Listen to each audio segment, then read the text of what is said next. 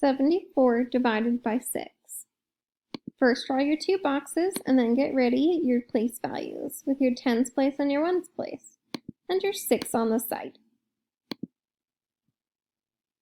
My 74 will go in the first box and I will write my 6 times tables on the side if I need them. Then I know I'm starting in the tens place, so I'm going to underline my digit in the tens place. The closest I can get to 7 without going over is 6. I skip counted one time to get there.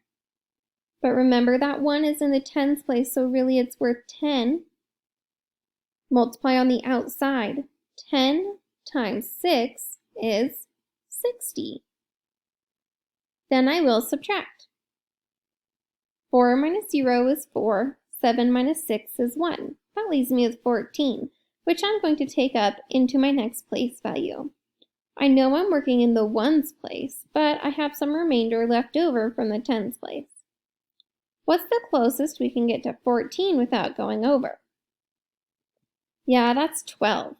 We got that by going 6 times 2, or skip counting 2 times.